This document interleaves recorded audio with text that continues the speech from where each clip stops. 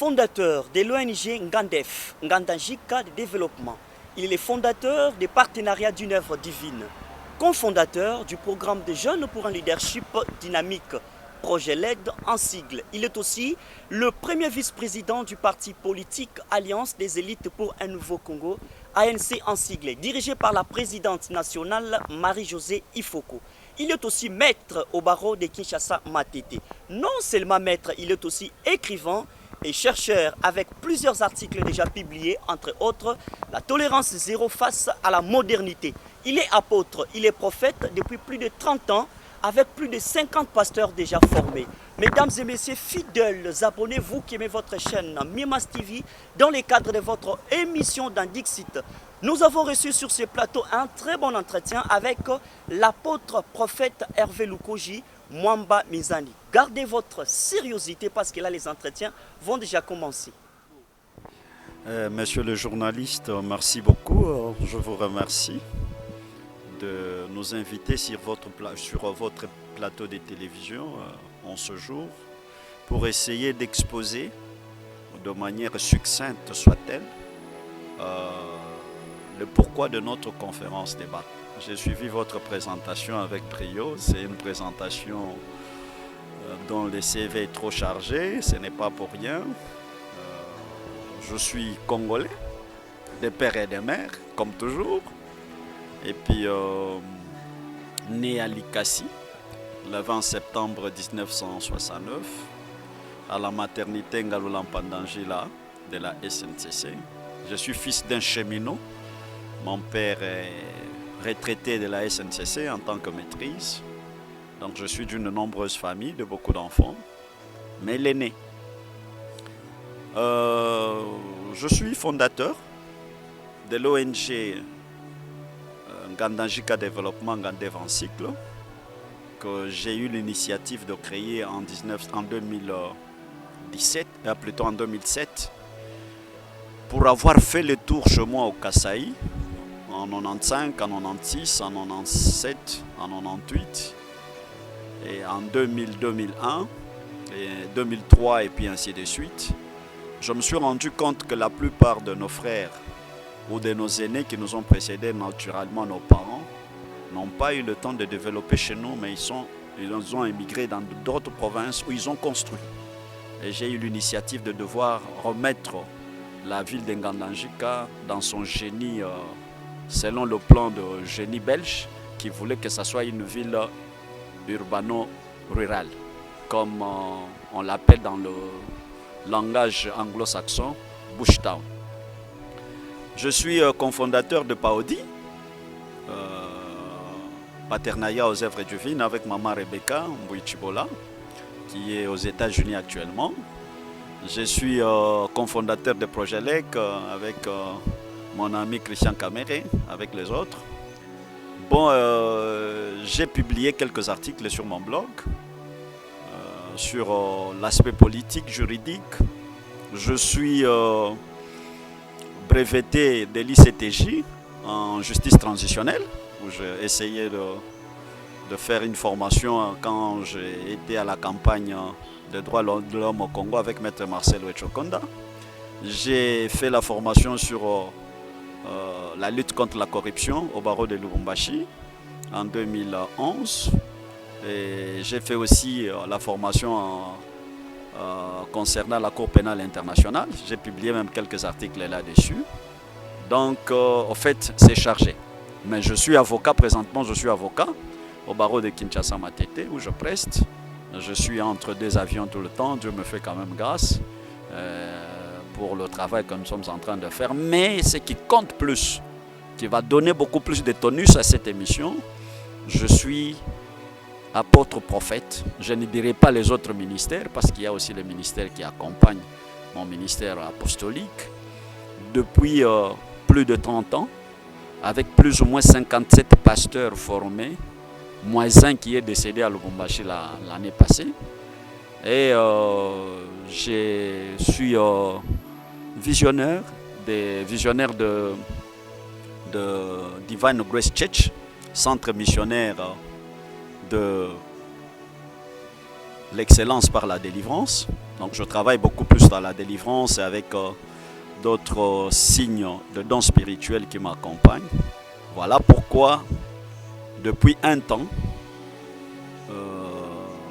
le Seigneur m'a demandé. Ce n'est pas moi, peut-être que les gens pourront voir d'un mauvais œil, mais je préfère obéir à celui qui m'a appelé, celui qui m'a donné la mission, parce que cette mission, c'est une mission que j'ai reçue depuis mon enfance. Avant même ma naissance, ça a été prédit. Ça a été prédit par mes parents à mes parents. Et en plus de cela, aujourd'hui où je te parle, la vision que je vais essayer d'étayer pour tenir la conférence au niveau des Sultani Hôtel demain le 24 avril 2022 à 2 soubassements. Le premier soubassement, c'est que ça tombe le 24 avril.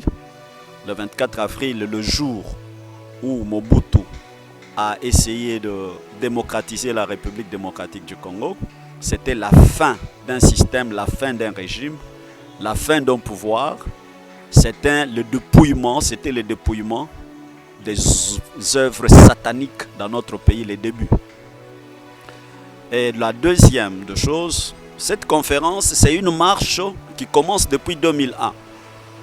2001, j'ai organisé une conférence à Lubumbashi sous le thème « Ce que Dieu a aimé, il les a prédestinés. Ce qu'il a prédestinés, il les a aimés.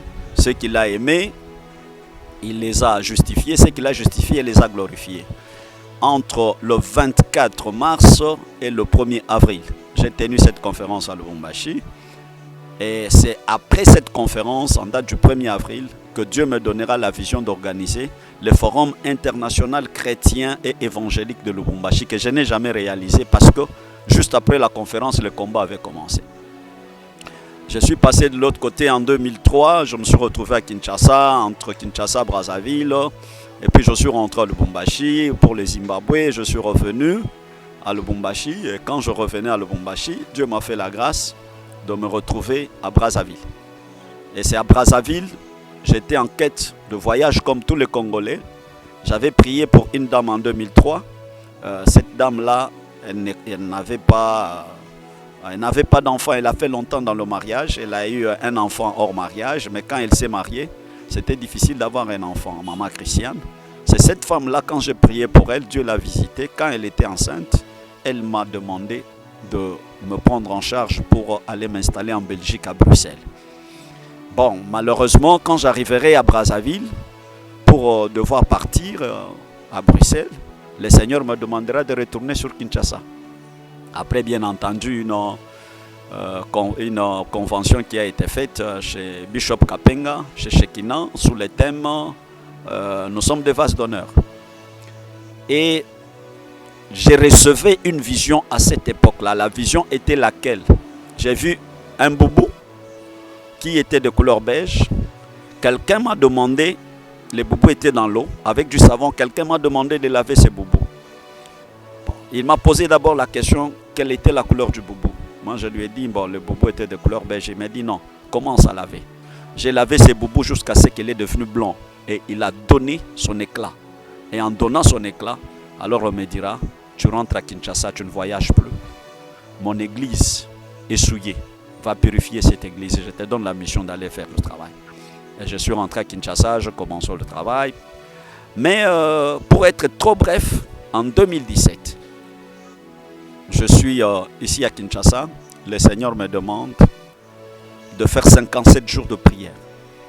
30 jours que je devais faire ici à Kinshasa et 27 jours que je devais faire à Lubumbashi, avec recommandation de ne manger que le fruit et manger légèrement du pain et de ne pas me coiffer ni de ne pas raser ma barbe.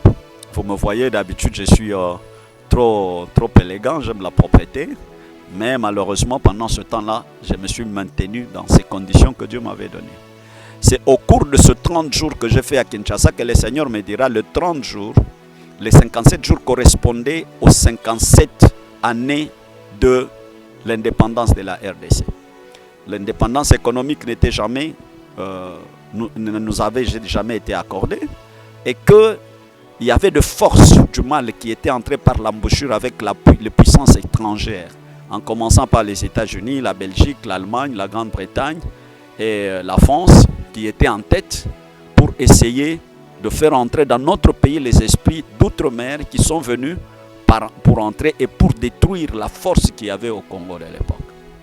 Et le 27 jours, ça devait se passer à la source, à l'embouchure du fleuve Congo, au Katanga, où je suis allé terminer. Et quand je finis, je suis rentré sur Kinshasa. Mais ça fait une année que je suis sous la pression du Saint-Esprit, avec Dieu, pour travailler sur cette convention, ou cette conférence.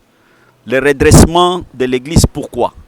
Je me réfère non seulement à Luc 13, 10 à 13, mais je me réfère aussi au psaume 74, à partir du 5e, 6e verset jusqu'au 9e verset. Il dit, ils ont mis pour signe leur signe. L'Église de Dieu aujourd'hui a des problèmes. Jésus-Christ revient bientôt. Il voudrait que les infirmités qui sont dans l'Église, parmi les infirmités, nous avons l'impréparation, nous avons le manque de maturité, nous avons la cupidité, nous avons tout ce que nous constatons aujourd'hui qui se passe quand on regarde à l'Église aujourd'hui. Il n'y a pas l'amour de Dieu, il n'y a pas l'amour du prochain. Tout ce qui nous intéresse, c'est notre matériel, notre intérêt personnel. Nous sommes égoïstes. Les pasteurs multiplient la création des églises. On implante des églises en désordre. Pas parce que la parole de Matthieu 28 s'accomplit, mais parce que nous avons des intérêts. Nous voulons faire les choses selon nous, alors que nous devons le faire selon le Saint-Esprit. Aujourd'hui, ça fait 30 ans que je suis pasteur, que je travaille.